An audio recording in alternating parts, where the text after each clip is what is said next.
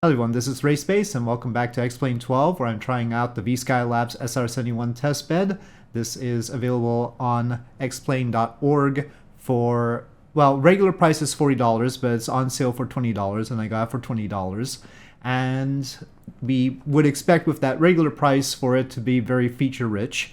And whether it's study level, well, the SR-71 is a very complicated plane, let's face it. So I'll have some features, but maybe not all the features I'd like.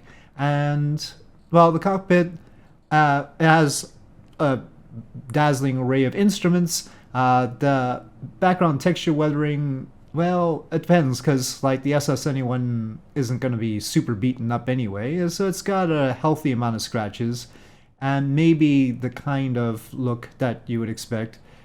So it's alright. Let's take a look outside. Now I've got a cold and dark start. I don't want the drone on top of me, actually. Weapons. Oh, the weapons is the drone. Let's just not have that. Okay, and as far as liveries, there are 3 except for default. I think actually this last one is the same. So that's the same as the default one. So we've got this one. We've got that with the red tail, and then a bare metal version. I do wish that instead of Mach 3 testbed, they had like a NASA livery, but you know, you can't have everything. So, okay, now we don't have the drone. So, I am loaded up with fuel. I'm gonna try a heavy takeoff as opposed to a 50% fuel takeoff. And as far as the startup procedure is concerned, well, unfortunately, they didn't really have a full-featured startup. The reason being, and I'll quote from the tutorial notebook here, the SR-71 is not equipped with an onboard starter or APU or other means of mechanical engine start. No switches for starter exist. The VSKYLABS SR-71 is just the same. The starting process was customized in Explain 12 to allow for a similar startup procedure, and basically it relies on auto start. However, I wish there was a normal start procedure for like turning on the batteries and, you know, doing all the basic things other than starting the engines.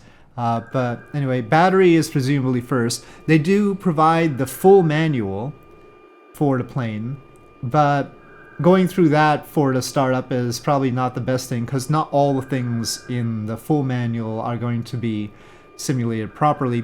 So I would have liked it if they had a startup procedure fully detailed out just for this version of the plane instead of either having the quick auto start version or the version in the official manual, which they include, which isn't exactly going to match what we have here in Explain 12.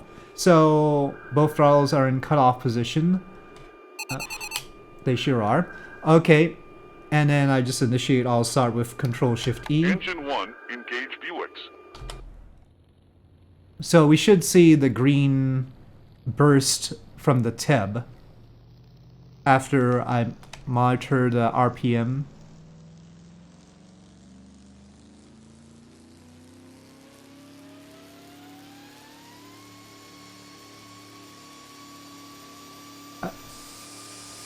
Well, I saw some green up front there.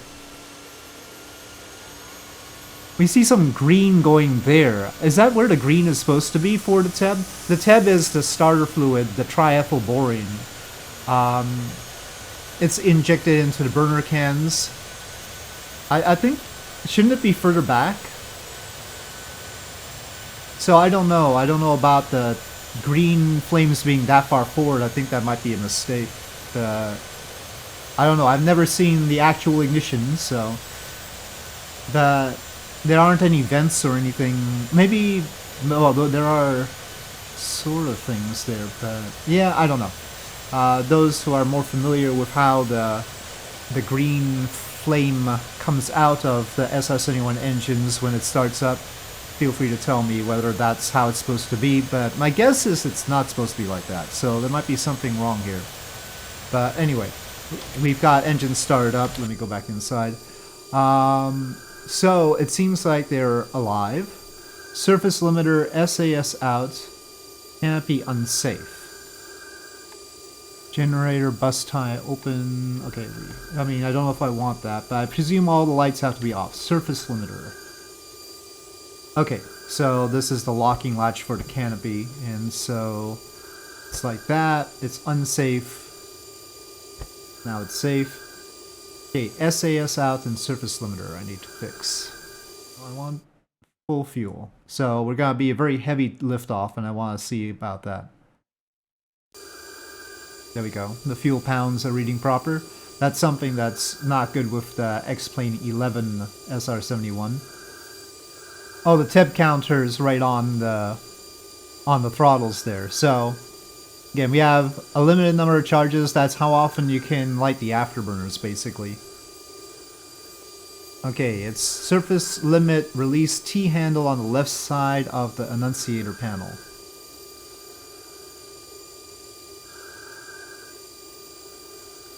Oh, this one. Yep, okay. But it says if it's in the wrong position for the existing aircraft speed. So presumably this means that it's in the right position for our current speed. Okay, now it's okay. So we just need the stability augmentation stuff on. Okay. All pilots off, but that's nominal. Alright. Well, nose wheel steering for now. There we go. So we have the NWS light on. And so now we are, in theory, properly configured. So it's a very simple startup overall. And, well, let's see how effective that nose wheel steering is. That sort of rolled forward unintentionally.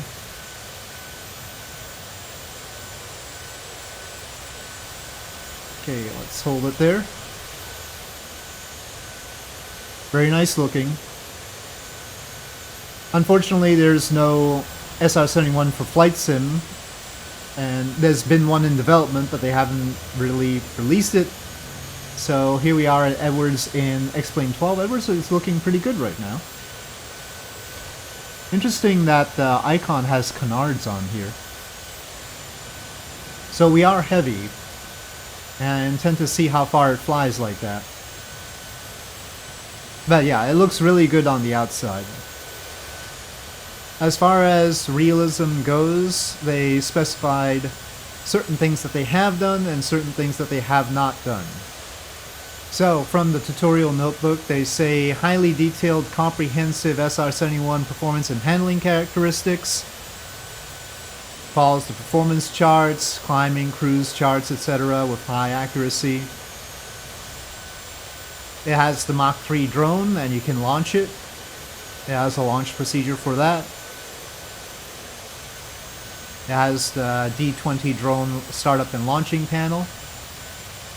The engines and afterburners have advanced engine flight dynamics simulation. Ramjet aspects of the SR-71 propulsion are being simulated. The chemical ignition system with the TEB, with the TEB counters on the throttles we've seen. And it has an authentic fuel system layout, fuel feeding, fuel dump, air refueling system, nitrogen tank pressurization. But as far as the electrical system, it says authentic yet simplified electrical system that's scheduled to evolve. And the hydraulic system is the same way. So electronics and hydraulics are simplified for now. I suppose this is how it sounds in the plane. I suppose during this taxi I'm probably leaking quite a lot. As the SR-71 did. I don't know if they simulate that aspect of it. I don't see the smudges of fuel leaking out, but that would be very impressive if we got that. Another thing about having this plane in X-Plane 12 as opposed to Flight Sim is, really, Flight Sim is better for low-level stuff where you can appreciate the better scenery. The SR-71 is not really great for that, anyway. We're not looking for sightseeing with this. I mean, I don't think they said anything about how you use the reconnaissance camera. I don't think they have the reconnaissance camera.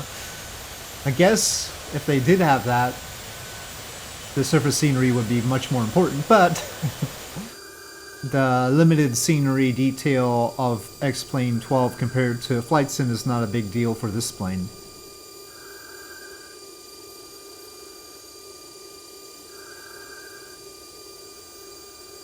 Okay, here we go.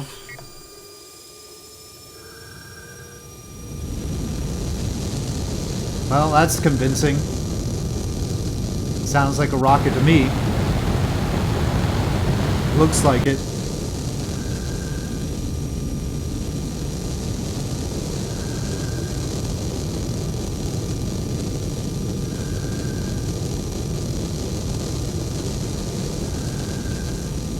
And we're off. Okay, let me get nose wheel steering off. I haven't bound it, so I have to click that button on the stick. And gear up.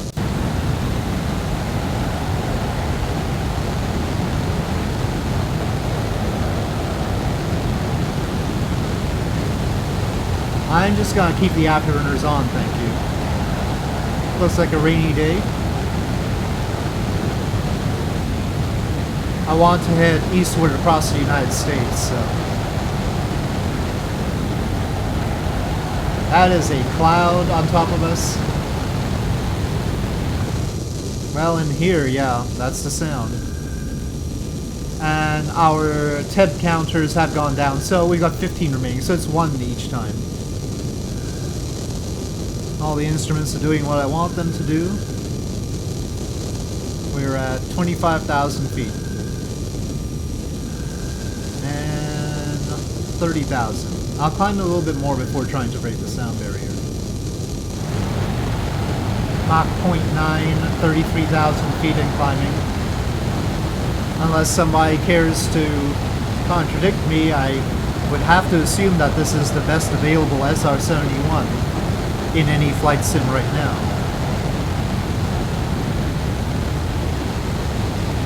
But there's still a lot of work to do, and even VSKYLABS notes that there's a lot of work to do. This is a work in progress. SR-71s are big projects. Okay, 39,000 feet. We're probably higher than I need to be. Let's just break the sound barrier. We'll go down a little bit. Accept the transonic drag. And Mach 1.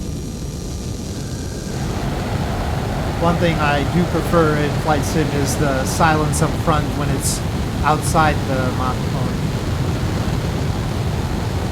But, you know, a minor aesthetic. Gives you some information here. And then if you need the flight envelope chart, there you go. 450 on the airspeed indication. 500 the operating limit. We're at 3, well, I probably should not be climbing so much while we're only at 300. Let's stay level and try to get past 400 before climbing any further. You can see there it's supposed to dip down a bit, though because I started higher up, we don't dip down so much for the pitch over.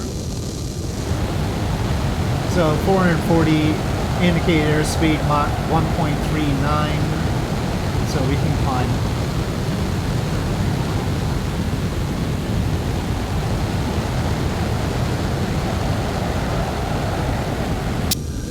The autopilot is just one of those hold things. You really can't set it too much. The fuel tanks that we have in the upper left corner there. I don't know if that's reading all the fuel though. It is fuel flow. There's movement in the fuel flow along the way. Oh, I'm going too slow now because I'm climbing too fast. But anyway, we can see we've got more than 50,000 pounds. The needle's not pointing where I think it ought to. I think that says 56,000, but that's pointing more like 59. I think this is going to be much easier to get to Mach 3 than the X-Plane 11 one was. We are past Mach 2. Let's sort of stabilize at about 52,000 feet. Oh, that's Las Vegas. Okay. Thought so. So Las Vegas down there. We're at 61,000 feet. I've gone a little bit too slow here. It's fairly easy to trim. I'm not doing as tight a job of it as I probably ought to. Yeah, the needle on the fuel gauge is a little bit off. You can see it's 49,000 pounds, but it's sort of reading at 52 there.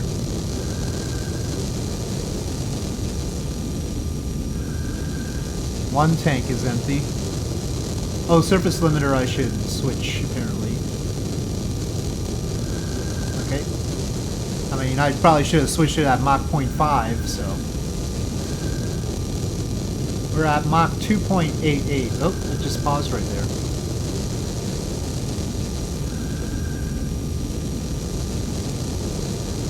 Uh-oh. Vulcan device loss error. Well, something about the Vulcan rendering stuff has decided to give X-Plane 12 some problems. So, we were very close to Mach 3, but I think it just crashed X-Plane. Encountered Vulcan device loss error. X-Plane cannot continue running and will now quit. Alright, restarted. I hope there isn't too much of this Vulcan encountering an error deal. And I decided to just have it start with engines running. It starts with instrument inverter on, and well, that's green, but I like the lights being off, so I'm gonna go with that. Surface limiter is... Can I grab the surface limiter at all? Oh, there we go. Alright, so surface limiter is done. Right. So, here we go again.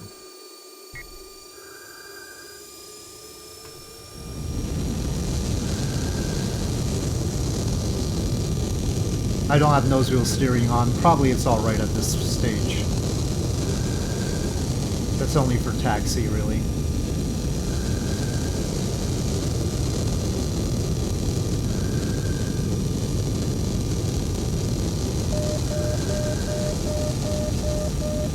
Gear up.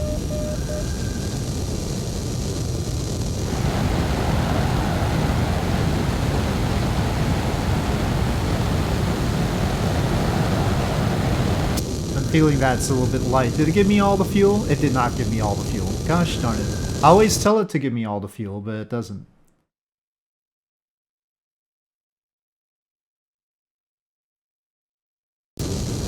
There we go. It's climbing a little bit too easily.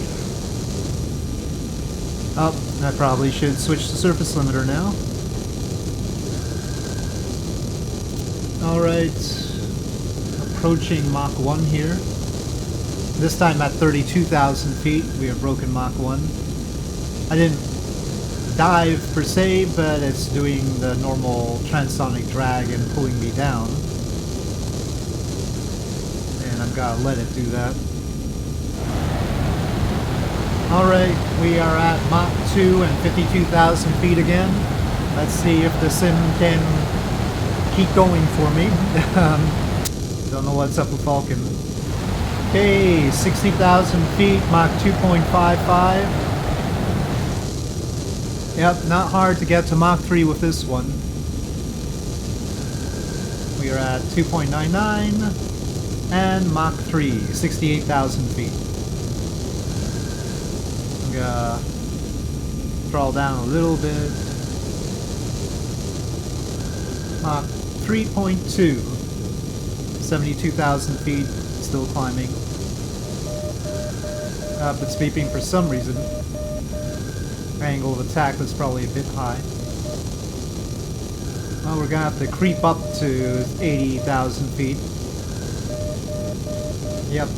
If we don't want it beeping, we're gonna have to creep up to 80,000 feet. Mach 3.3. Well, if we stay within the limits of where it's not gonna beep at me, I don't think we're going to be going up too much. But that altitude indicator, oh, it just went down a bit, but that was probably because of ambient pressure. Let's try and get the autopilot on this business. So, pitch as well.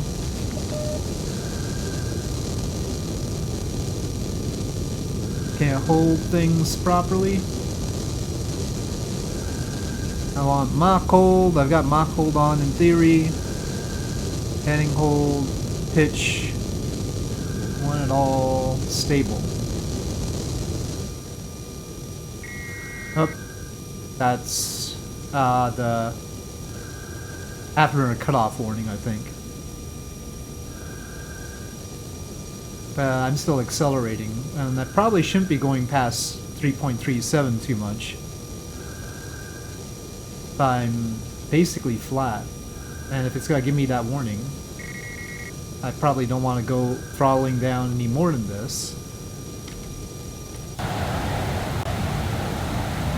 Yeah, we barely have it on. Fuel flow is, about 16,000 pounds per hour if I can trust the needle. There are no numbers on that, and we know that the fuel needle is not quite right.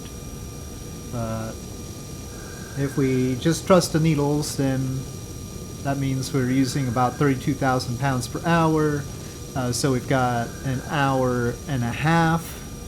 And at this speed, we're talking about 1,900 knots ground speed. Well, that's 3,000 nautical miles. So we've got good range. Not enough to photograph things across the ocean with, but we've got good range to cross the country with. Currently passing over... what was JNC again? Grand Junction. We're passing over Grand Junction. Inksville, huh? Still, the map in X-Plane 12 leaves a lot to be desired. Mach 3.4. Pretty stable. And drifting upwards, but that's probably not a bad thing. As we get lighter, we probably should drift upwards. So just to be clear about things, the pitch autopilot operates in a pitch attitude hold mode or in one of the two selectable speed modes. So I'll just hold the pitch in order to hold the Mach speed in this case that we've got selected. Of course, the Mach speed is still creeping up, so it's not working exactly the way I want it to, but probably close enough. In other planes, this sort of turn wheel would let you have the autopilot do a turn. That doesn't seem to do that here. Like on the DC-6, it'll do that. And same for the pitch wheel here. These wheels are to allow the autopilot to turn a bit or otherwise add some vertical speed. But it doesn't seem like they have that functionality here for some reason. Oh, that the pitch does. Uh-oh. I really would like to have a pitch reset then. Up. Okay. Well, according to that dial, we're at 80,000 feet. We're climbing perhaps a little bit too fast. Still Mach 0.34. Flight envelope up here is a little bit tight. Just cutting a little corner of South Dakota as we get over into Iowa or Minnesota here.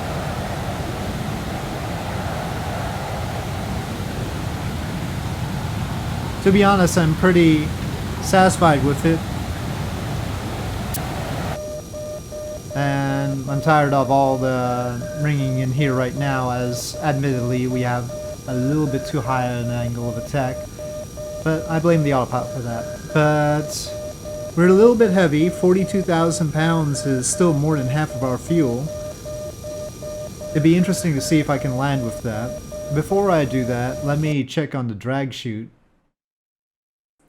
So for the VSKYLABS stuff, they have their own VSL assignments you can see here. It says emergency drag chute lever. Well, it'll be an emergency if I need to use it. So Shift D doesn't say it's used for something else. I mean, aside from the beeping, we're stable at 81,000 feet and Mach 3.27. Doesn't look bad to me. Alright, well, I'm gonna try to descend. The warning system is a bit of a drama queen. Honestly, I don't know how it's even reading the angle of attack like that. They're not that pitched up. Well, I'm gonna take the autopilot off. Go ahead. Give me afterburner. Maybe that'll make it feel better.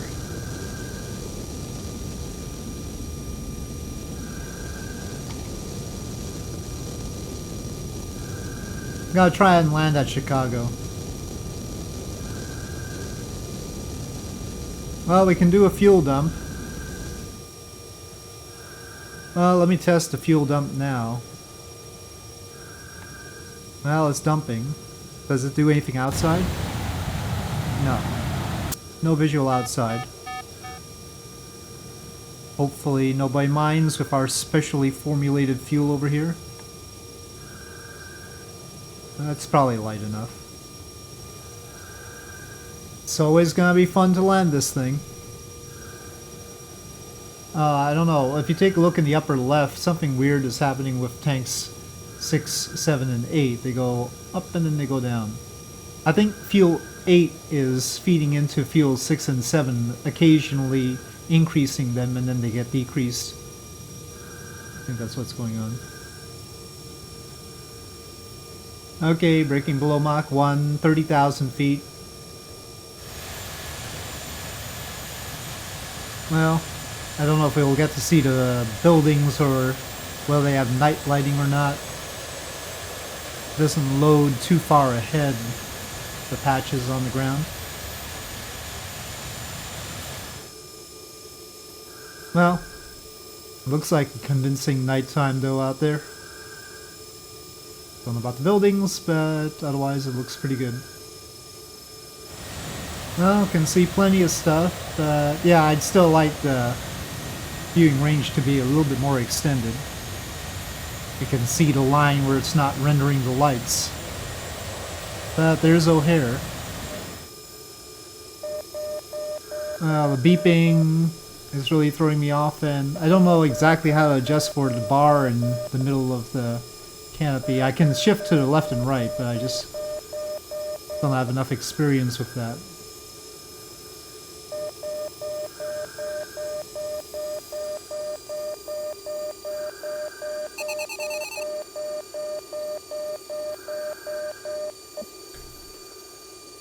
Okay,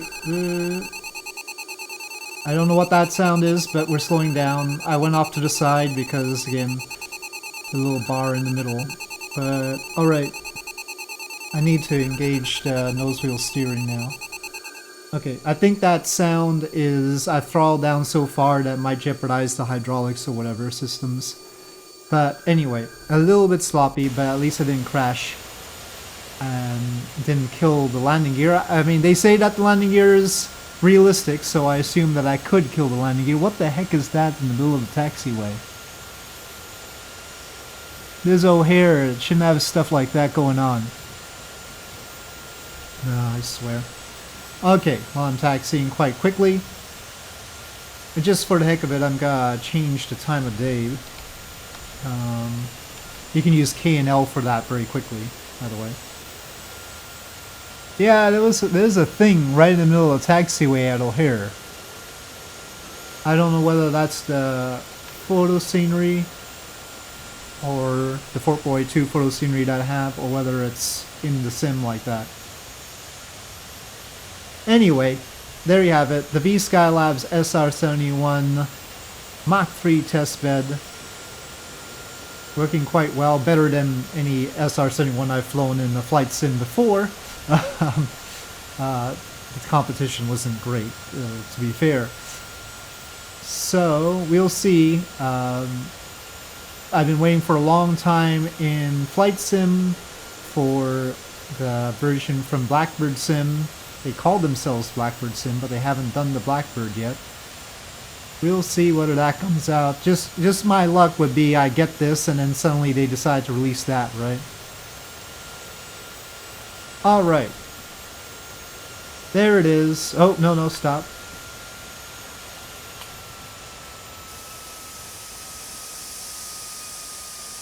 Well, that'll probably shut down the engines pretty decisively. Okay. Yep. VSKYLABS, SR-71 Blackbird. There you have it. With that, thank you for watching. Hope you enjoyed the video. If you did, please do press like. If you have any comments or suggestions, please leave them in the comment section below. And I'll see you next time.